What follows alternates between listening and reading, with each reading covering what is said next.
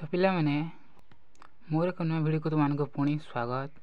तो आज भिडियो रे आमे सप्तम श्रेणी साहित्य बहीर तृतीय नंबर कविता देखना देखुना केते दिन खंडगिरी देखुना केते दिन खंडगिरी कविताटीर प्रश्न उत्तर आलोचना करबा। तो यार लेखक बा कवि होउछंती गोपबंधु दास।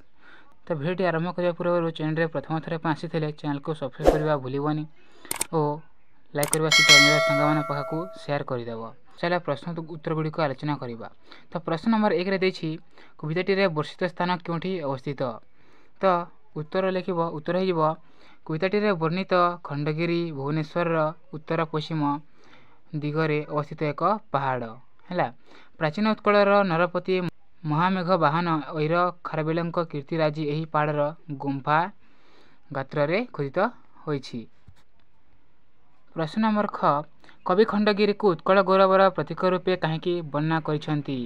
तो गोपबंधु दास खंडगिरी को उत्कल गौरवर प्रतीक रूपे कहीं वर्णना करिसेंती।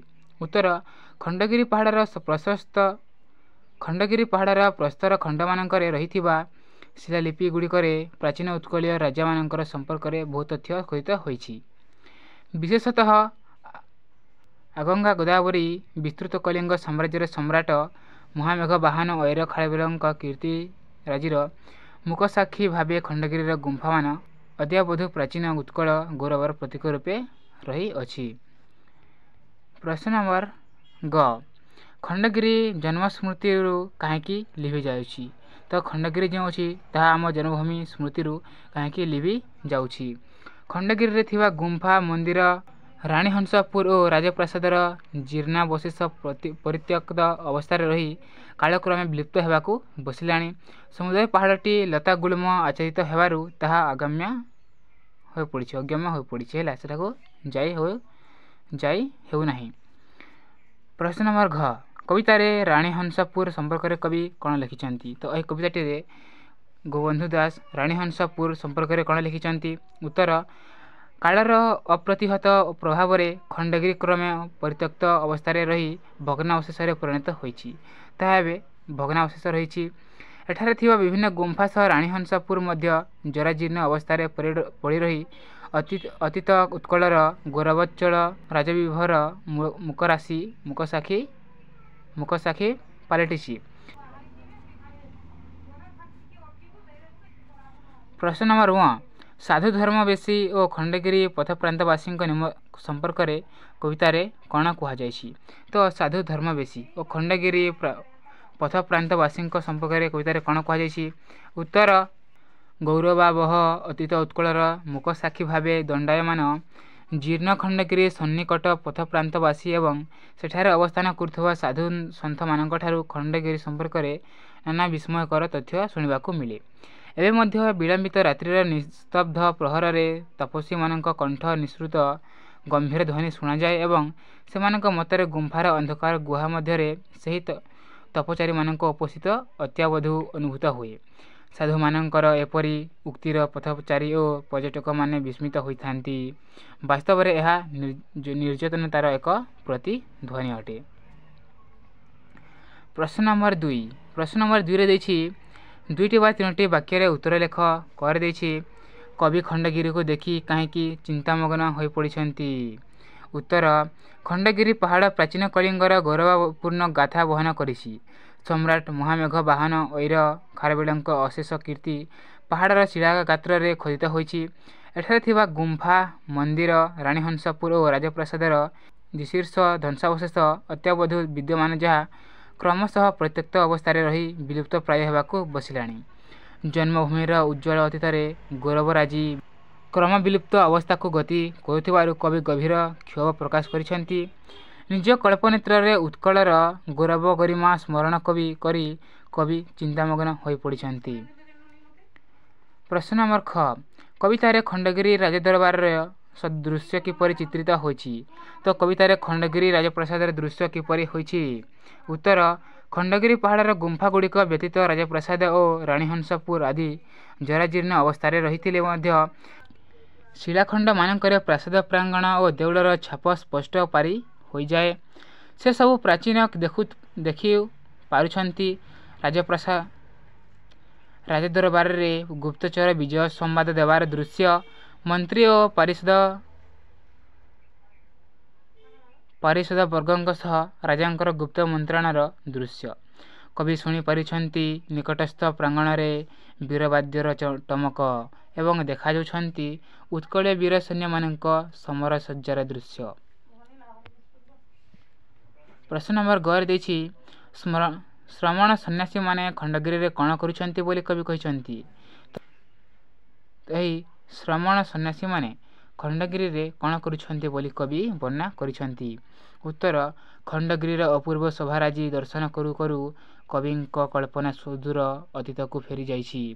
ଏକଦା ଏହି ଖଣ୍ଡଗିରି ଗୁମ୍ଫାମାନଙ୍କରେ ବୌଦ୍ଧ ଶ୍ରମଣ ସନ୍ନ୍ୟାସୀମାନେ ଏକତ୍ରିତ ହୋଇ ଧର୍ମତତ୍ତ୍ୱ ଆଲୋଚନାରେ ବ୍ୟସ୍ତ ରହିଥିବାର ଦୃଶ୍ୟ କବିଙ୍କ କଳ୍ପନାରେ ଭାସି ଉଠିଛି। ଅହିଂସା ପରମ ଧର୍ମ, ଯାହାକି ବୌଦ୍ଧ ଧର୍ମର ମୂଳ ମନ୍ତ୍ର ଥିଲା। କ'ଣ ଥିଲା? ଅହିଂସା ପରମ ଧର୍ମ। ସେହି ତତ୍ତ୍ୱ ଉପରେ କାଳର ପ୍ରଭାବରେ ସେସବୁ ବିଲୀନ ହୋଇଥିଲେ ମଧ୍ୟ ଅଦ୍ୟାପି ଖଣ୍ଡଗିରିରେ ବାସ କରୁଥିବା ସାଧୁସନ୍ଥ ତଥା ପଥଚାରୀମାନଙ୍କଠାରୁ ଶୁଣିବାକୁ ମିଳେ ଯେ ରାତ୍ରିର ନିସ୍ତବ୍ଧ ପ୍ରହରରେ ଗୁମ୍ଫାମାନଙ୍କରୁ ଶ୍ରମଣମାନଙ୍କ କଣ୍ଠସ୍ୱର ଓ ସଙ୍ଗୀତ ଶୁଣାଯାଏ। ପ୍ରଶ୍ନ ନମ୍ବର ଘ, ଖଣ୍ଡଗିରି ଗୁମ୍ଫାରେ ଶିଳ୍ପୀମାନେ କେଉଁ କେଉଁ କାର୍ଯ୍ୟ କରୁଥିଲେ? ଯେଉଁ ଖଣ୍ଡଗିରି ଥିଲା ସେ ଗୁମ୍ଫାରେ ଶିଳ୍ପୀମାନେ କେଉଁ କାର୍ଯ୍ୟ କରୁଥିଲେ? ଉତ୍ତର, ପ୍ରାଚୀନ ଉତ୍କଳର ଗୌରବାବହ ଶିଳ୍ପ ଚାତୁରୀର ମୂକ ସାକ୍ଷୀ ଭାବେ ଖଣ୍ଡଗିରି ଅତ୍ୟବଧୂ ଦଣ୍ଡାୟମାନ। ବିଶେଷତଃ କଳିଙ୍ଗର ବିଜୟୀ ସମ୍ରାଟ ମହାମେଘ ବାହନ ଐର ଖାରବେଳଙ୍କ କୀର୍ତ୍ତିରାଜି ଗୁମ୍ଫାର ପ୍ରସ୍ତର ଖଣ୍ଡମାନଙ୍କରେ ଖୋଦିତ ହୋଇଛି। ଆଦେଶରେ ସେମାନେ ସେଠାରେ ଅବିରତ କର୍ମରତ ରହି ସେହି ଅପୂର୍ବ ପ୍ରସ୍ତର କଳା ସୃଷ୍ଟିରେ ନିମଗ୍ନ ରହିଥିବା ଦୃଶ୍ୟ କବି ଦେଖିପାରିଛନ୍ତି। କଳିଙ୍ଗ ରାଜାମାନଙ୍କ ଅକ୍ଷୟ କୀର୍ତ୍ତିରାଜି ଶିଳା ଗାତ୍ରରେ ଲିପିବଦ୍ଧ ହୋଇ ଆଜି ମଧ୍ୟ ପର୍ଯ୍ୟଟକଙ୍କୁ ବିସ୍ମିତ କରେ। ପ୍ରଶ୍ନ ନମ୍ବର 1 ଦେଇଛି ସାଧକମାନେ ଖଣ୍ଡଗିରିରେ ଏବେ ମଧ୍ୟ ଅଛନ୍ତି ବୋଲି କହିବାର କାରଣ କ'ଣ? ତ ସାଧକମାନେ ଏଠାରେ ଖଣ୍ଡଗିରିରେ ଏବେ ମଧ୍ୟ ଥିବାର ବୋଲି କହିବାର କାରଣ କ'ଣ? ଏକଦା ଖଣ୍ଡଗିରି ଉତ୍କଳରେ ବୌଦ୍ଧ ଧର୍ମ ପ୍ରଚାର କେନ୍ଦ୍ରବିନ୍ଦୁ ଥିଲା। ଏଠାରେ ଥିବା ଗୁମ୍ଫାମାନଙ୍କରେ ବୌଦ୍ଧ ଶ୍ରମଣ ସନ୍ନ୍ୟାସୀମାନେ ବୌଦ୍ଧ ଧର୍ମର ଗୂଢ଼ ତତ୍ତ୍ୱ ଦେଇ ଆଲୋଚନା କରୁଥିଲେ। ବୌଦ୍ଧ ଧର୍ମର ବାଣୀ ଅହିଂସା ପରମ ଧର୍ମ ଉପରେ ଧର୍ମଯାଜକମାନେ ଲୋକମାନଙ୍କୁ ଉପଦେଶ ପ୍ରଦାନ କରୁଥିଲେ। କାଳକ୍ରମେ ସେସବୁ ବିନଷ୍ଟ ହେଲା ପରେ ଅତୀତକୁ ଶ୍ରମଣ ସନ୍ନ୍ୟାସୀମାନେ ବୌଦ୍ଧ ଧର୍ମର ଗୂଢ଼ ତତ୍ତ୍ୱାଦି ଆଦି ଆଲୋଚନା କରୁଥିଲେ। ବୌଦ୍ଧ ଧର୍ମର ବାଣୀ ଅହିଂସା ପରମ ଧର୍ମ ଉପରେ ଧର୍ମଯାଜକମାନେ ଲୋକମାନଙ୍କୁ ଉପଦେଶ ପ୍ରଦାନ କରୁଥିଲେ। କାଳକ୍ରମେ ସେସବୁ ବିନଷ୍ଟ ହେଲା ପରେ ଅତୀତକୁ ସ୍ମରଣ କରାଇବା ପାଇଁ ଖଣ୍ଡଗିରି ମୂକ ସାକ୍ଷୀ ଭାବେ ଉଭା ହୋଇଛି। ଖଣ୍ଡଗିରିରେ ବସବାସ କରୁଥିବା ସାଧୁସନ୍ଥମାନେ ଖଣ୍ଡଗିରି ସମ୍ପର୍କରେ ବହୁ ବିସ୍ମୟକର କଥା ଦୃଢ଼ ଭାବେ କହିଥାନ୍ତି। ସେମାନଙ୍କ ମତରେ ଏବେ ମଧ୍ୟ ଖଣ୍ଡଗିରି ଗୁମ୍ଫା ଗର୍ଭ ମଧ୍ୟରେ ବହୁ ତପସ୍ୱୀ ଓ ସାଧକ ତପାଚରଣରେ ନିମଗ୍ନ ରହିଛନ୍ତି, ଯେଉଁମାନଙ୍କ ଗମ୍ଭୀର ସ୍ୱର ରାତ୍ରିର ନିସ୍ତବ୍ଧ ପ୍ରହରରେ ଶୁଣିବାକୁ ମିଳେ। ସେଥିପାଇଁ ଖଣ୍ଡଗିରିରେ ଏବେ ମଧ୍ୟ ଅଛନ୍ତି ବୋଲି ସାଧକମାନେ ଅଛନ୍ତି ବୋଲି କୁହାଯାଏ। ପ୍ରଶ୍ନ ନମ୍ବର 4 ଦେଇଛି ବୃଦ୍ଧ ଖଣ୍ଡଗିରି ବିରକ୍ତ ପରାଏ ଭରା ଗମ୍ଭୀରେ ଏହା କାହିଁକି କୁହାଯାଇଛି? ଉତ୍ତର, ଉତ୍କଳର ଗୌରବାବହ ଅତୀତର ମୂକ ସାକ୍ଷୀ ଭାବେ ଖଣ୍ଡଗିରି ଅଦ୍ୟାବଧୂ ବିଦ୍ୟମାନ। ଉତ୍କଳୀୟ ରାଜା ମହାରାଜାମାନଙ୍କ କୀର୍ତ୍ତିରାଜି, ଉତ୍କଳର ବୀର ସୈନ୍ୟ ସାମନ୍ତମାନଙ୍କ ବୀରତ୍ୱ ଗରିମା ତଥା ଉତ୍କଳୀୟ କାରୁକଳା ଶିଳ୍ପୀମାନଙ୍କ କଳାକୃତି ଆଦିର ମୁଖ ସାକ୍ଷୀ ଭାବେ ଖଣ୍ଡଗିରି ଦଣ୍ଡାୟମାନ। ମାତ୍ର କାଳର କରାଳ ଗର୍ଭରେ ଏହା କ୍ରମେ ଦୀର୍ଘ ଶୀର୍ଷ ଅବସ୍ଥାକୁ ଆସି କ୍ରମେ ବିଲୁପ୍ତ ହେବାକୁ ବସିଲାଣି, ଯାହା ଦର୍ଶନ କରି କବିଙ୍କ ମନ ବିଷାଦରେ ଭରି ଉଠିଛି। କବିଙ୍କୁ ଖଣ୍ଡଗିରି ଏକ ଅସନ୍ତୁଷ୍ଟ ଓ ବିରକ୍ତ ପାହାଡ଼ ଭାବେ ଦୃଶ୍ୟମାନ ହୋଇଛି। ଏହାର ପାଦଦେଶ ଲତାଗୁଳ୍ମ ଆଚ୍ଛାଦିତ ହୋଇ କ୍ରମେ ପରିତ୍ୟକ୍ତ ଅବସ୍ଥାରେ ପଡ଼ି ରହିଛି। ଯେଉଁ ସ୍ଥାନ ଏକଦା କୋଳାହଳ ବୀରବାଦ୍ୟ ଓ ତତ୍ତ୍ୱାଲୋଚନାର ଗୁରୁଗମ୍ଭୀର ଶବ୍ଦରେ ପ୍ରକମ୍ପିତ ହୋଇ ଉଠୁଥିଲା, ତାହା ଆଜି ହିଂସ୍ର ବନ୍ୟ ପ୍ରାଣୀମାନଙ୍କ ଆବାସସ୍ଥଳୀ ପାଲଟିଥିବା ଲକ୍ଷ୍ୟ କରି ହୁଏତ ଖଣ୍ଡଗିରି ବିରକ୍ତ ପ୍ରକାଶ କରୁଛି। ଅତୀତରେ ଉତ୍କଳୀୟ ମାନଙ୍କଠାରେ ଥିବା କଳା କାରିଗରୀ ଜ୍ଞାନତତ୍ତ୍ୱ ପ୍ରତି ଆଗ୍ରହ ଆଜିର ଉତ୍କଳୀୟ ମାନଙ୍କଠାରେ ନ ଦେଖି ଖଣ୍ଡଗିରି ବିରକ୍ତ ପ୍ରକାଶ କରୁଛି। ପ୍ରଶ୍ନ ନମ୍ବର 3 ଦେଇଛି ସରଳ ଭାଷାରେ ବୁଝାଇ ଲେଖ। କରିଦେଇଛି ତଥାପି ସେ ଗାଥା ରଖୁଅଛି ଗିରି, କାଳ ପରାଭବେ ଦେଖାଇ ହିଆ। उत्तर लिखिबा तथापि से डट डट डट देखाई हिया तथापि से डट डट डट देखाई हिया उद्धृतांशटी कवि गोपबंधु दास रचित देखुना केते दिनु खंडगिरी कवितारू आनीत पाषाण हेले मध्य खंडगिरी किपरि उत्कलर कीर्तिराजी निज बक्षरे साहित्य रखुची ताहा एठारे वर्णित होईछि। कलारे उत्कृष्ट थिबारु ओडिशार ना हेउछि उत्कल। राजा महाराजा मानकर वीरत्व कहानी एवं अन्यान्य यश ख्याति कला स्थापत्य साहित्य धर्मनीति इत्यादि प्रत्येक क्षेत्र में उत्कल श्रेष्ठ स्थान अधिकार करथिला। मात्र आज ओडिशार से गौरव और विभव कालर कराल स्रोतरे विलीन हो जाइछि। आजिर कलिंगवासी मातृभूमिर गौरव एवं कलिंगर नाम पर्यंत विस्मरण करिछंती। मात्र खंडगिरी एथिरु संपूर्ण स्वतंत्र सबु बाधा विघ्न को अतिक्रम करी अतीत उत्कलर ऐतिह्य को बक्षर धारण करी वीर दर्परे से दंडयमान होई रहिछि।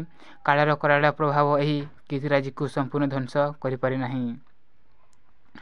खर देछि नुहेता विचित्र बाह्य विश्व मात्र प्रतिफले नर निज हृदय। यह सरलार्थर लिखिले हेब नुहेता डट डट डट निज हृदय। उक्त पद्यांशटी उत्कलमणि गोपबंधु दास रचित देखुना केते दिन खंडगिरी कवितारू गृहीत। मनुष्य निज हृदय को विश्वास एवं चिंताधारार प्रतिफलन बाह्य विश्व में किपरि देखिबाकू पाइथाए ताहा एठारे कवि वर्णना करिसंती। खंडगिरीर पथ पार्श्वरे बसी रही थांती धर्म बेशधारी बहु साधु। सेमाने परिदर्शक मानकु खंडगिरी विषय में बहु अद्भुत कहानी शुणाती एवं सिद्ध साधक गणकर जीर्ण कठाऊ देखाई श्रोता मनरे खंडगिरीर सिद्ध साधक मानक विषय विश्वास जन्मांती। सेमाने कहती जे एबे मध्य खंडगिरीर अंधार गुंफा गभररू गभीर रात्रि रे भासी आसे विष्णु संगीत।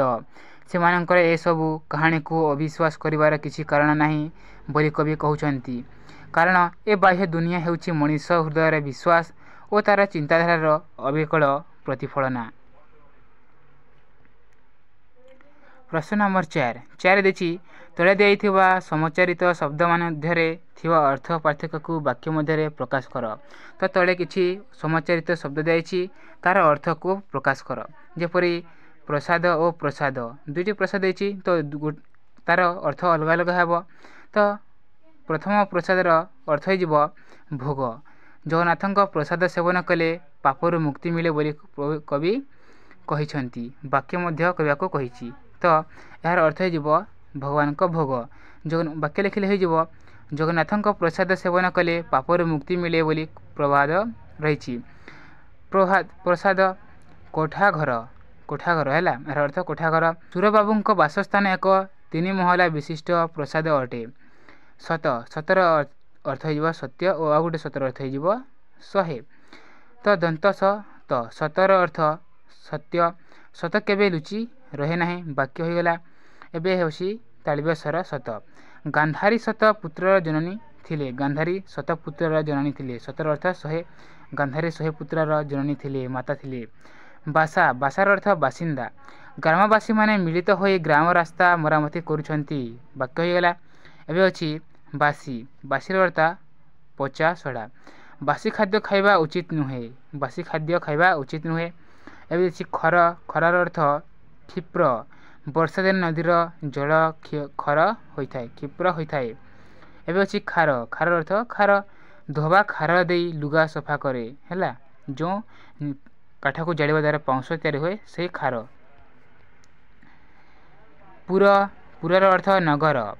विभिन्न पर्वपर्वाणी पुरापल्ली मानकरे खूब धूमधाम रे पालन करा जाए। एबे अछि दुर्घपुर। पिठा भितरे भरिबार जिनिस। पिठा भितरे भरिबार जिनिस होछि पुर। काकरा पिठा मध्यरे दिया जाउतबा पुर काकरा को स्वादिया करे।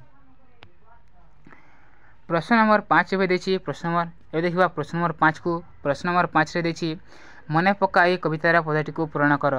तो एठी मध्य किछि पदार अंश देछि और किछि एक्सप्लेनेशन देछि छाड़ी जाइछि सेरा को निज करिया बोली पूर्ण करिया पे कहिछि। दूर देखु दूत डैक्स तो हिजवा दूर देखु दूत विजय बारता डैक्स करे छामुरे जना। घेनी आसी करे छामुरे जना। प्रश्न नंबर खरे देछि गंभीर निघोषे डैक्स। गंभीर निघोषे लोक उपदेशे। डैक्स धर्म प्रचार काहिबा अहिंसा धर्म प्रचार। घर देछि ଚୁଳୁମୂଳ ଯାଏ ଡ୍ୟାକ୍ସ ଚୁଳୁମୂଳ ଯାଏ ଶୋଭେ ଶିଳା କାଏ। ଡ୍ୟାକ୍ସ ଗୁମ୍ଫା ଦେଉଳ ପ୍ରାସାଦ ପ୍ରାଙ୍ଗଣ ଗୁମ୍ଫା ଦେଉଳ। ଏବେ ଦେଖିବା ପ୍ରଶ୍ନ ନମ୍ବର 6କୁ। ପ୍ରଶ୍ନ ନମ୍ବର 6ରେ ଦେଇଛି କବିତାର କେଉଁ ପ୍ରସଙ୍ଗରେ କୁହାଯାଇଛି ଲେଖ। କରେ ଦେଇଛି ଉଜ୍ଜ୍ୱଳ ଛବି। ଏହା କେଉଁ ପ୍ରସଙ୍ଗରେ କୁହାଯାଇଛି? ଉତ୍ତର ଲେଖିବା ଖଣ୍ଡଗିରି ଦର୍ଶନ କାଳରେ କବି ଉତ୍କଳର ଗୌରବାବହ ସମୃଦ୍ଧି ବିଷୟରେ କଳ୍ପନା କରିବା ପ୍ରସଙ୍ଗରେ ଏହା କୁହାଯାଇଛି। ଖରେ ଦେଇଛି କଳିଙ୍ଗର ଭୂତି। ଉତ୍ତର ଐରବଂଶ ସମ୍ରାଟ ମହାମେଘ ବାହନ ଖାରବେଳଙ୍କ ସମୟରେ ଓଡ଼ିଶା କଳିଙ୍ଗ ଭାବେ ପରିଚିତ ଥିଲା। ତାଙ୍କ ରାଜତ୍ୱ ସମୟରେ ରାଜ୍ୟ ଆଗଙ୍ଗା ଗୋଦାବରୀ ବିସ୍ତୃତ ଥିଲା ଏବଂ କଳିଙ୍ଗ କଳା ସ୍ମୃତି ଧର୍ମ ସମାଜ ବ୍ୟବସ୍ଥା ପ୍ରତିରକ୍ଷା ତଥା ବାଣିଜ୍ୟ ବ୍ୟବସାୟ ସବୁ କ୍ଷେତ୍ରରେ ପ୍ରସିଦ୍ଧି ଲାଭ କରିଥିଲା। ଏହି ପ୍ରସଙ୍ଗରେ କଳିଙ୍ଗର ଭୂତି ଅସାମାନ୍ୟ କଥା କୁହାଯାଇଛି। ପ୍ରଶ୍ନ ଗରେ ଦେଇଛି ପ୍ରତ୍ୟକ୍ଷ ପ୍ରମାଣ କେଉଁ ଉଦ୍ଦେଶ୍ୟରେ କୁହାଯାଇଛି? ଉତ୍ତର ଜୀର୍ଣ୍ଣ ଖଣ୍ଡଗିରି ଗୁମ୍ଫା ଗହ୍ୱର ମଧ୍ୟରେ ତପସ୍ୱୀ ଓ ସାଧକମାନେ ବାସ କରୁଛନ୍ତି ଏବଂ ନିସ୍ତବ୍ଧ ରାତ୍ରିରେ ସେମାନଙ୍କ କଣ୍ଠ ନିଃସୃତ ଗମ୍ଭୀର ଧ୍ୱନି ଶୁଣାଯାଏ ବୋଲି ପାହାଡ଼ ଉପକଣ୍ଠରେ ରହୁଥିବା ସାଧୁ ସନ୍ଥମାନେ ଦୃଢ଼ ଭାବରେ କହିଥାନ୍ତି। ଏହାର ପ୍ରତ୍ୟକ୍ଷ ପ୍ରମାଣ ସ୍ୱରୂପ ସେମାନଙ୍କ ବ୍ୟବହୃତ ଜୀର୍ଣ୍ଣ କଠାଉ ଆଦି ଖାଇଥାନ୍ତି। ଏହି ପ୍ରସଙ୍ଗରେ ପ୍ରତ୍ୟକ୍ଷ ପ୍ରମାଣ କଥା କୁହାଯାଇଛି। ପ୍ରଶ୍ନ ନମ୍ବର ଘ ସଙ୍ଗୀତ ନଭେ ହେଲା ଏହା କେଉଁ ଉଦ୍ଦେଶ୍ୟରେ କୁହାଯାଇଛି? ଉତ୍ତର ଏକଦା ଖଣ୍ଡଗିରି ଗୁମ୍ଫାମାନଙ୍କରେ ବୌଦ୍ଧ ଶ୍ରମଣ ସନ୍ନ୍ୟାସୀମାନେ ଶିଷ୍ୟମାନଙ୍କ ଗହଣରେ ଧର୍ମତତ୍ତ୍ୱ ଆଲୋଚନା କରୁଥିଲେ। ପରବର୍ତ୍ତୀ ସମୟରେ ଜୀର୍ଣ୍ଣ ଖଣ୍ଡଗିରି ପରିପାର୍ଶ୍ୱରେ ବସବାସ କରୁଥିବା ସାଧୁମାନେ ଦୃଢ଼ ଭାବେ କହନ୍ତି ଯେ ଅଦ୍ୟାବଧି ବହୁ ତପଚାରୀ ଗୁମ୍ଫାର ନିଭୃତ କକ୍ଷରେ ସାଧନାରତ ଅଛନ୍ତି। ବିଳମ୍ବିତ ରାତ୍ରିର ନିସ୍ତବ୍ଧ ପ୍ରହରରେ ସେମାନଙ୍କ ଗମ୍ଭୀର କଣ୍ଠ ସଙ୍ଗୀତ ଓ ମନ୍ତ୍ର ଉଚ୍ଚାରଣ ଶୁଣିବାକୁ ମିଳେ। ଏହି ପ୍ରସଙ୍ଗରେ ସଙ୍ଗୀତ ନଭେ କଥା କୁହାଯାଇଛି। ପ୍ରଶ୍ନ ନମ୍ବର 7ରେ ଦେଇଛି ତଳେ ଦିଆଯାଇଥିବା ଶବ୍ଦଗୁଡ଼ିକର ଗୋଟିଏ ଲେଖାଏଁ ପ୍ରତିଶବ୍ଦ ଲେଖ। ତ ଏଠି ଦେଇଛି କାୟା ହିଆ ନିଶିଥ ନଭ ଓ କଠାଉ। ଏହାର ଗୋଟିଏ ଗୋଟିଏ ପ୍ରତିଶବ୍ଦ ଲେଖ। ଉତ୍ତର ଲେଖିବା କାୟର ଅର୍ଥ ଶରୀର, ନିଶିଥର ଅର୍ଥ ରାତ୍ରି ବା ଅର୍ଦ୍ଧରାତ୍ରେ, ସେପରି କଠାଉର ପ୍ରତିଶବ୍ଦ ହୋଇଯିବ ଖଡ଼ମ, ହିଆର ଅର୍ଥ ବକ୍ଷ ବା ଛାତି, ସେପରି ନଭର ପ୍ରତିଶବ୍ଦ ହେବ ଆକାଶ। ପ୍ରଶ୍ନ ନମ୍ବର 8ରେ ଦେଇଛି ତଳେ ଦେଇଥିବା ଶବ୍ଦଗୁଡ଼ିକର ଅର୍ଥ ଲେଖ। ଯେପରି ରୋଧଛନ୍ତି, ନିବସନ୍ତି, ପ୍ରତିଫଳେ, ଏକାନ୍ତେ ଓ ନିରତେ। ଏହାର ଶବ୍ଦଗୁଡ଼ିକର ଅର୍ଥ କ'ଣ? ଯେପରି ରୋଧଛନ୍ତି ଏହାର ଅର୍ଥ ଅଟକାଇଛନ୍ତି ବା ବାଧା ଦେଇଛନ୍ତି। ସେପରି ନିବସନ୍ତିର ଅର୍ଥ ବସବାସ କରନ୍ତି। ପ୍ରତିଫଳେ ଏହାର ଅର୍ଥ ହୋଇଯିବ ପ୍ରତିଫଳିତ ହୁଏ। ଏକାନ୍ତେର ଅର୍ଥ ଏକୁଟିଆ ସମୟରେ ବା ନିରୋଳାରେ। ସେପରି ନିରତେର ଅର୍ଥ ହୋଇଯିବ ସବୁ ସମୟରେ ବା ଅନବରତ ଭାବେ। ଯଦି ଭିଡ଼ିଓଟି ଭଲ ଲାଗିଲା ଚ୍ୟାନେଲକୁ ସବସ୍କ୍ରାଇବ୍ କରିଦିଅ ଓ ଭିଡ଼ିଓଟିକୁ ଲାଇକ୍ କରିବା ସହିତ ନିଜର ସାଙ୍ଗମାନଙ୍କ ପାଖକୁ ସେୟାର କରିଦିଅ।